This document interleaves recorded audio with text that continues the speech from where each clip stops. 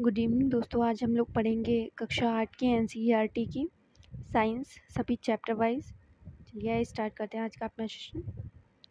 पहला अध्याय है आपका फसल उत्पादन एवं प्रबंधन। ग्रीष्मावकाश में पहली एवं बोझो अपने चाचा के घर गए। उनके चाचा एक किसान हैं। एक दिन उन्होंने खेत में कुछ औजार देखे, जैसे कि खुरपी, दराती, बेलचा, हल इत्यादि। भोजन का बड़े स्तर पर उत्पादन करना आवश्यक है। मैं जानना चाहता हूँ कि हम इन औजारों का उपयोग कहाँ और कैसे करते हैं।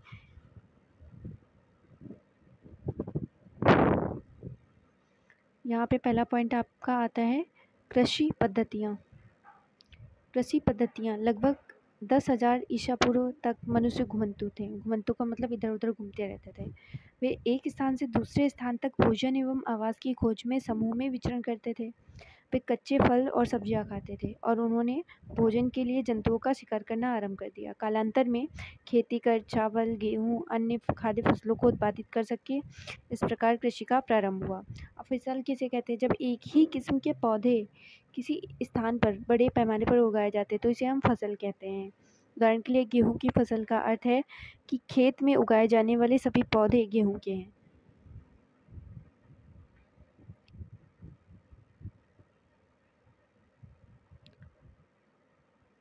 आप सभी जानते हैं कि अपने भारत में ताप, आर्द्रता और वर्षा जैसी जलवायु परिस्थितियां एक क्षेत्र से दूसरे क्षेत्र में अलग हैं। अतः देश के विभिन्न भागों में विविध प्रकार की फसलें उगाई जाती हैं। इस विविधता के बावजूद मोटे तौर पर फसलों को 2 वर्गों में बांटा जा सकता है। पहला है खरीफ फसल, दूसरा है रबी की फसल, और एक जायद की भी फसल होती है। खरीफ की फसल वह फसल जिन्हें वर्षा ऋतु में बोया जाता है। बारिश में खरीफ, देखिए खरीफ पहले सेकेंड नंबर पे आ रहा है रीफ, तो इसे आप रेनी सीजन याद रखेंगे, वर्षा ऋतु, खरीफ।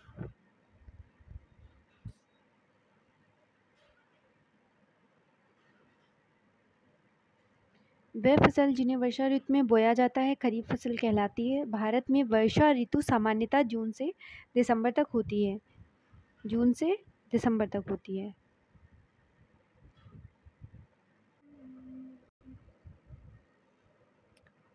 धान, मक्का, सोयाबीन, मूंगफली, कपास इत्यादि खरीफ फसलें। आप कैसे याद रखेंगे खरीफ की फसलें कौन कौन सी? जो चीज़ें आप ठंडियों में खाते हैं वो सारी चीज़ें खरीफ की फसल होती हैं।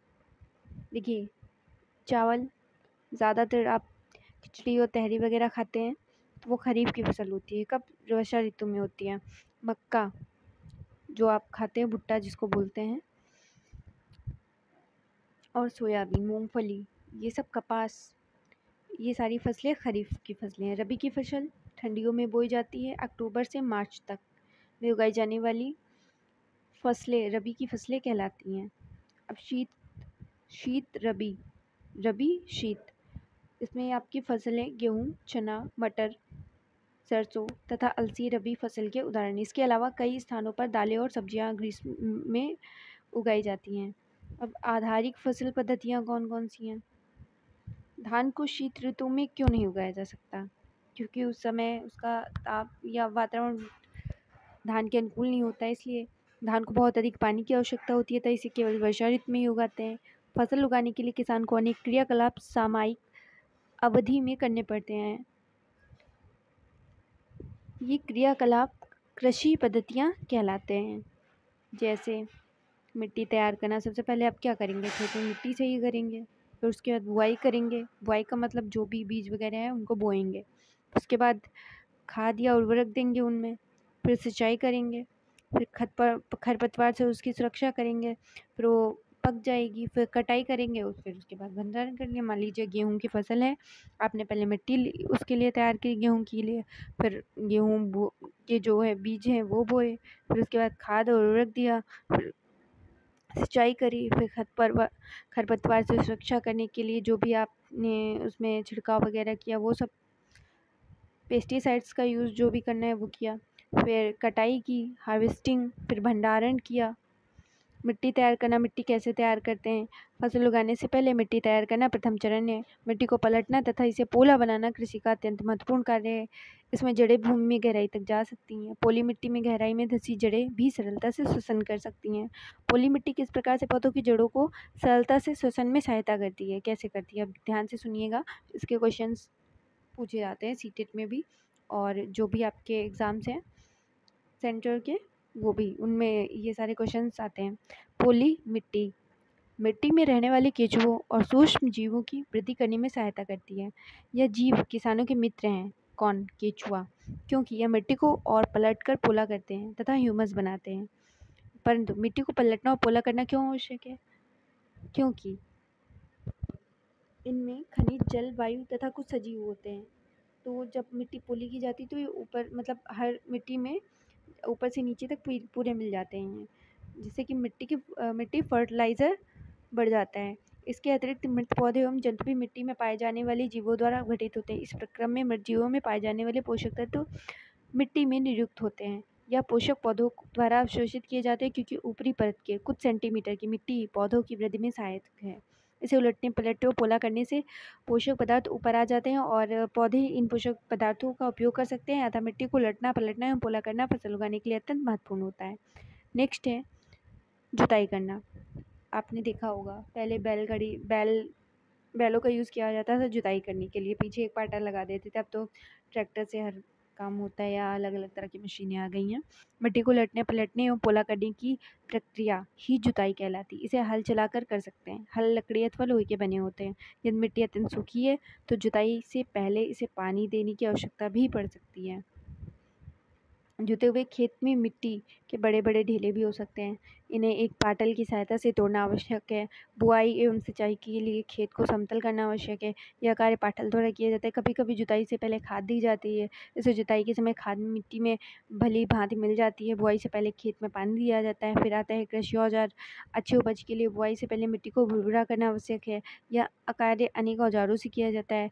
हल, कुदाली, कल्टीवेटर से इस कार्य में उपयोग किए जाने वाले प्रमुख औजार हैं।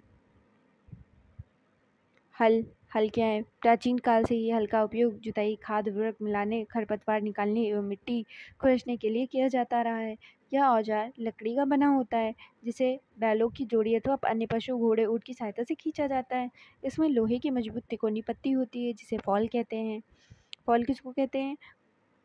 जो हमारे हल में नीचे तिकोनी पत्ती होती है उसे फॉल कहा जाता है। हल का मुख्य भाग लंबी लकड़ी का बना होता है, जिसे हल शैफ्ट कहते हैं। हल शैफ्ट क्या होता है? जो आपका हल है, जो हल में आपका पहले एक नीचे लोहे का लगा हुआ होता है। हल लकड़ी का भी होता है, लोहे का भी होता है। लोहे का उसका नीचे का पार्ट होगा और ऊपर का पार्ट जो है वो लकड़ी का, जैसे हथौड़ा होता है। हथौड़ा नीचे का पार्ट आपने देखा होगा कि लोहे का होता है और ऊपर का पार्ट जिसको आप पकड़ते हैं हाथ से वो लकड़ी का बना होता है। ठीक इसी तरह से हल का भी नीचे का पार्ट बना होता है, लोहे का भी बना होता है और लकड़ी का भी बना होता है। ऊपर का पार्ट हमेशा लकड़ी का बना मिलेगा आपको। ऊपर का पार्ट क्या कहलाएगा? हल शेप। और नीचे का, जिसे आप खुदाई करेंगे, फॉल। इसके एक सिरे पर हैंडल होता है तथा दूसरा सिरा जोत के डंडे से जुड़ा होता है, जिसे बैलों की गर्दन के ऊपर रखा जाता है। एक जोड़ी बैल ये एक आदमी से सरलता से चला सकता है। आजकल लोहे की हल तेजी से देसी लकड़ी की हल की जगह ले रहे हैं। कुदाली क्या है? ये एक सरल औजार है जिसका उपयोग खरपतवार निकालने में, मिट्टी को पोला करने के लिए किया जाता है। इसमें लकड़ी अथवा लोहे की छड़ होती है, जिसके एक सिरे पर लोहे की चौड़ी और मुड़ी हुई प्लेट होती है। ये है आपकी कुदाली। पकड़, हैंडल दिख रहा होगा आपको।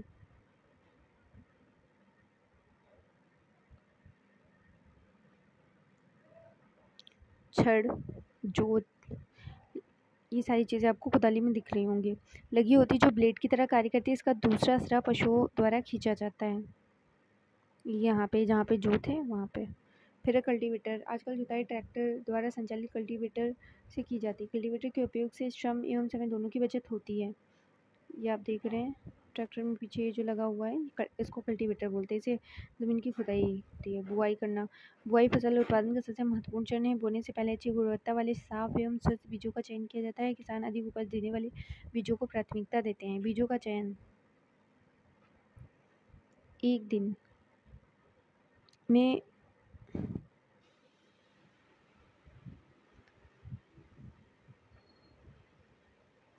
फिर आता है परंपरागत औजार। परंपरागत रूप से बीजों की बुआई में इस्तेमाल किए जाने वाला औजार कीप के आकार का होता है। बीजों को कीप के अंदर डालने पर यह 2 या 3 नुकीले सिरों वाले पाइपों से गुजरता है। ये सिरे मिट्टी को भेद कर बीज को स्थापित कर देते हैं। ये आपको दिख रहा होगा, देखिए आपको कीप दिख रही होगी, इसी से बीज बोए जाते हैं। फिर आता है सीड ड्रिल। कल्टीवेटर आपका अलग था, ये सीड ड्रिल है, बुआई के लिए इस्तेमाल किया जाता है। संचालित सीड ड्रिल का उपयोग होता है बुआई के लिए। इसकी तरफ बीजों में समान दूरी एवं गहराई बनी रहती है। ये सुनिश्चित करता है कि बुआई के बाद बीज मिट्टी द्वारा ढक जाएं। इससे बीजों को पक्षियों द्वारा खाए जाने से रोका जा सकता है। सीड ड्रिल द्वारा बुआई करने से समय एवं श्रम दोनों की बचत होती है।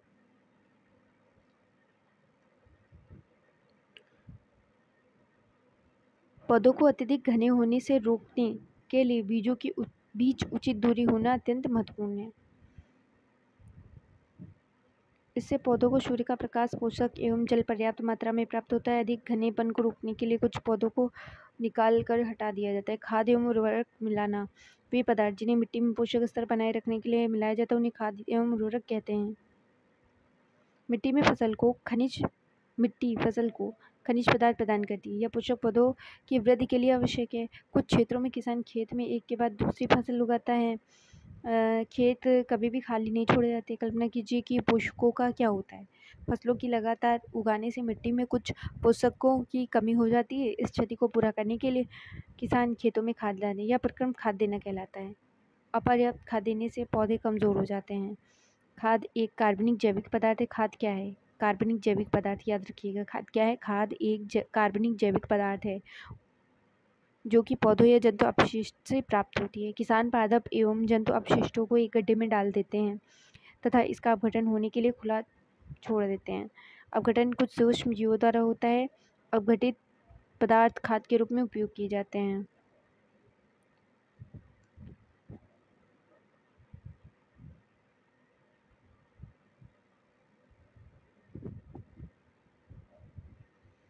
उर्वरक क्या है? उर्वरक होते हैं रासायनिक पदार्थ। उर्वरक और खाद में अंतर क्या है? देखिए, जो हमारा उर्वरक है अभी आपने पढ़ा वो ह्यूमस वगैरह से बनते हैं और जो उर्वरक है उसमें रासायनिक पदार्थों का यूज़ होता है।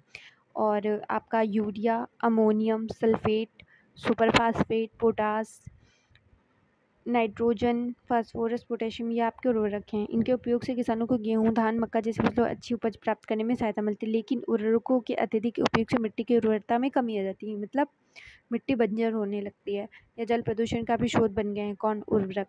अतः मिट्टी की उर्वरता बनाए रखने के लिए हमें उर्वरकों के स्थान पर जैविक खाद का उपयोग करना चाहिए अथवा 2 फसलों के बीच में खेत को कुछ समय के लिए बिना कुछ उगाए छोड़ देना चाहिए। खाद के उपयोग से मिट्टी के गठन एवं जल अवशोषण क्षमता में भी वृद्धि होती है। इससे मिट्टी में सभी पोषकों की प्रतिपूर्ति हो जाती है। मिट्टी में पोषकों की प्रतिपूर्ति का अन्य तरीका है फसल चक्रण। फसल चक्रण में हम क्या करते हैं कि एक के बाद वो फसल ना उगा करके कोई दूसरी फसल उगाते हैं। यह मतलब जो हमारा फसल चक्र है या एक फसल के बाद खेत में दूसरे किस्म की फसल एकांतर क्रम में उगाकर किया जाता है। पहले उत्तर भारत में किसान फलीदार चारा एक ऋतु में उगाते थे तथा गेहूँ दूसरी ऋतु में। इससे मिट्टी में नाइट्रोजन का पुनः पूरण होता रहता है।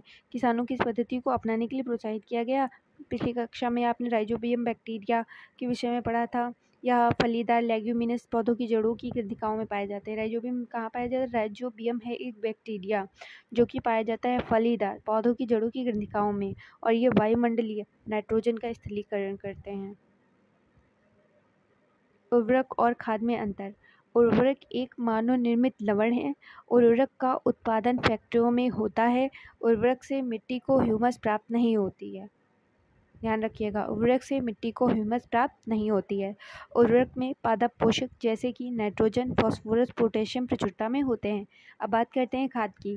खाद एक प्राकृतिक पदार्थ है जो गोबर एवं पौधों के अवशेष के विघटन से प्राप्त होता है। खाद खेतों में बनाई जा सकती है। खाद से मिट्टी को ह्यूमस प्रचुर मात्रा में प्राप्त होती है।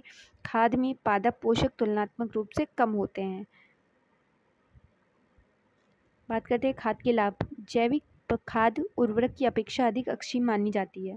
इसका मुख्य कारण है, इसमें मिट्टी की जलधारण क्षमता में वृद्धि होती है। इससे मिट्टी भुरभुरी सरंध्र हो जाती है, जिसके कारण गैस विनिमय सरलता से होता है। इससे मित्र जीवाणु की संख्या में वृद्धि हो जाती है।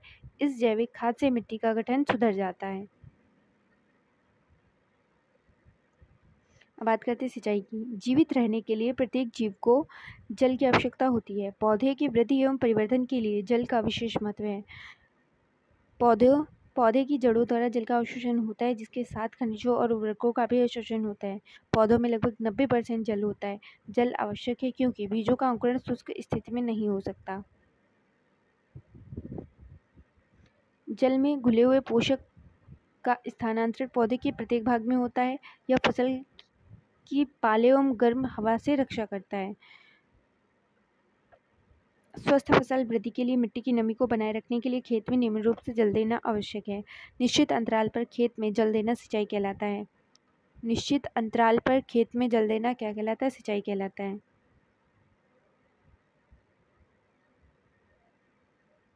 सिंचाई के स्रोत कुएं, जलकूप, तालाब, झील, नदियां, बांध एवं नहरें इत्यादि जल स्रोत हैं। सिंचाई के पारंपरिक तरीके कुओं, झीलों, नहरों उपलब्ध जल को निकालकर खेतों तक पहुंचाने के विभिन्न क्षेत्रों में भिन्न भिन्न है। मवेशी अथवा मजदूर इन विधियों में इस्तेमाल किए जाते हैं, अतः यह सस्ते हैं लेकिन कम दक्ष हैं। विभिन्न पारंपरिक तरीके निम्न हैं: मोट, घिरनी, चेन पंप, ढेकली, रहट, उत्तोलक। इनका सबका यूज़ किया जाता है पानी सिंचाई में। जल को ऊपर खींचने के लिए सामान्य पंप का उपयोग किया जाता है। पंप चलाने के लिए डीजल, बायोगैस, विद्युत एवं सौर ऊर्जा का भी उपयोग किया जाता है। सिंचाई की आधुनिक पद्धतियाँ, विधियाँ।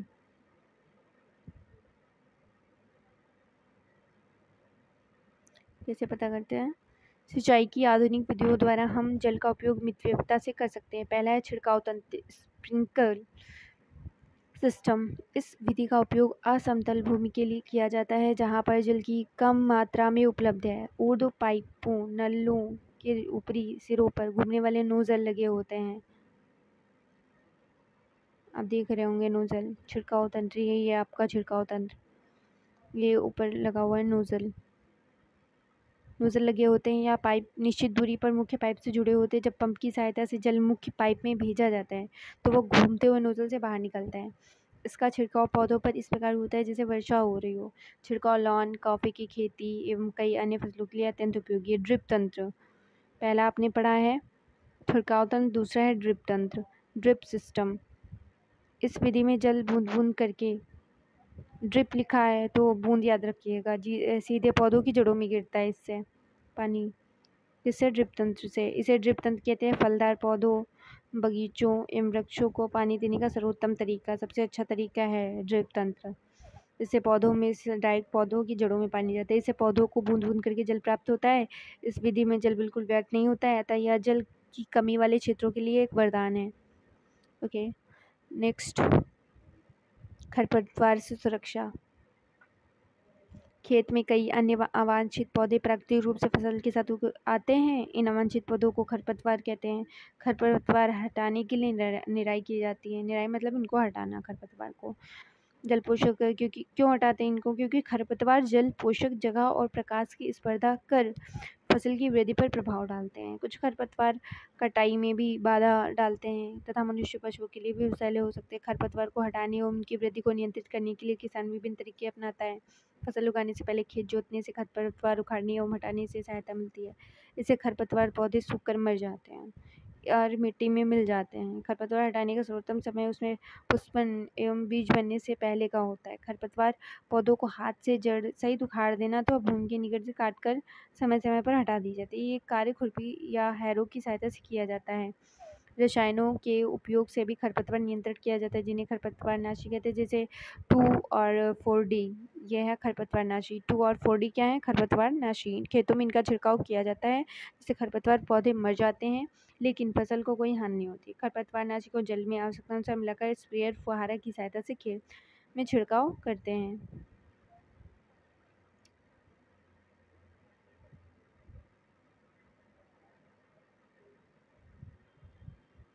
जैसा कि पहले बताया गया है, खरपतवार की वृद्धि के समय पुष्पन एवं बीज बनने से पहले के खरपतवार नाशी का छिड़काव करते हैं। खरपतवार नाशी के छिड़काव से किसान के स्वास्थ्य पर भी प्रभाव पड़ सकता है, अतः इन रसायनों का प्रयोग सावधानी पूर्वक करना चाहिए। जैसे कैंसर जो हमारे उर्वरक होते हैं या फिर जो कीटनाशक हैं, ठीक है, इनसे क्या होता है कि कैंसर जैसी भयानक बीमारियां भी हो जाती हैं किसानों को।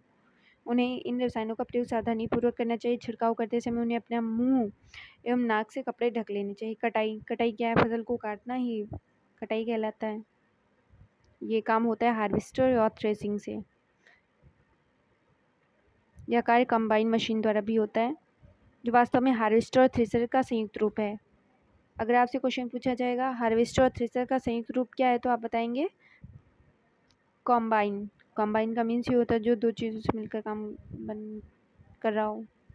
फिर है विनोइंग। विनोइंग मतलब होता है अलग करना, चीज़ों को अलग करना। विनोइंग विनोइंग कटने वाली मशीन। इसमें क्या होता है विनोइंग में कि जैसे आप गेहूँ अलग करते हैं पेड़ से, तो उसका भूसा अलग बनता रहता है और गेहूँ अलग हो जाते हैं, तो इसको विनोइंग बोलते हैं। कटाई पर 3-4 महीनों के कठोर परिश्रम के बाद कटाई का समय आता है।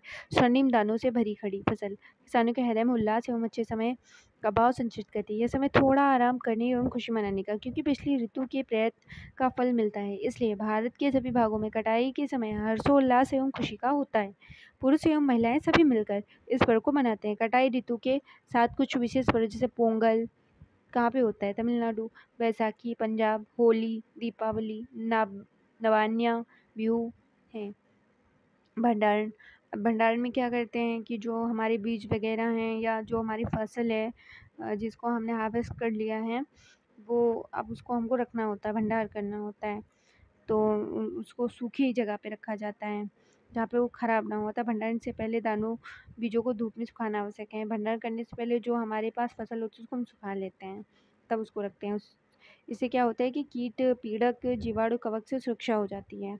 किसान अपनी फसल उत्पाद का भंडारण जूट के बोरों, धातु के बड़े पात्र, बिन्स में करते हैं, लेकिन बीजों का बड़े पैमाने भंडारण साइलो और भंडार गृहों में किया जाता है, जिससे उनको पेड़ को जैसे कि चूहे और कीटों से सुरक्षित रखा जा सके। नीम की सूखी पत्तियों या घरों में अनाज के भंडारण में उपयोग की जाती हैं। बड़े भंडार गृहों में अनाज को, पेड़ को और सूक्ष्म जीवों से सुरक्षित रखने के लिए रासायनिक उपचार भी किया जाता है। इस सारणी की पूर्ति। पशुपालन क्या होता है, पशुओं को बड़े पैमाने पर पालना ही पशुपालन है। मछली स्वास्थ्य के लिए अच्छा आहार है। वाह। हमें मछली से कॉड लिवर तेल मिलता है, जिसमें विटामिन डी अधिक मात्रा में पाया जाता है।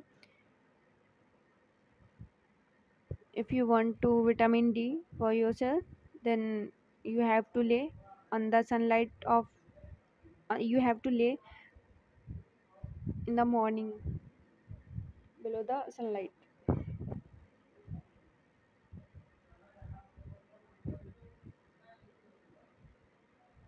आते क्वेश्चन की बारी। पहला है आपका, एक स्थान पर एक ही प्रकार की बड़ी मात्रा में उगाए गए पौधों को कहते हैं फसल। फसल उगाने से पहले प्रथम चरण की मिट्टी की क्या होती है? सबसे पहले आपने पढ़ा था फसल, जब हमें फसल बोनी होती है सबसे पहला चरण क्या होता है, मिट्टी को सही करना। फिर क्षतिग्रस्त बीज जल की सतह पर क्या होने लगेंगे, जो खराब बीज हैं वो जल की सतह पर तैरने लगता है। फसल उगाने के लिए पर्याप्त सूर्य प्रकाश, मिट्टी से क्या लेते हैं, पोषक तथा आहार आवश्यक है। खरीफ की फसल बताने हैं आपको।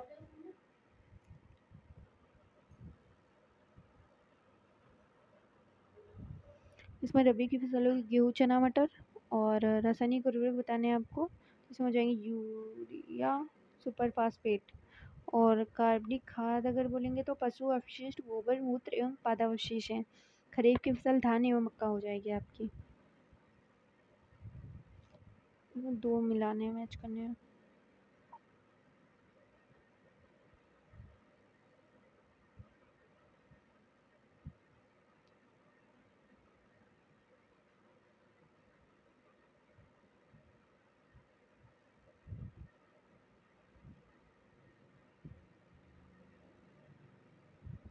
आपका पहला चैप्टर समाप्त होता है यहीं से। साइंस का क्लास 8th का है ये। नेक्स्ट देखने के लिए इस चैनल को लाइक करें, शेयर करें, सब्सक्राइब करें। बाकी के लिए थैंक यू, धन्यवाद।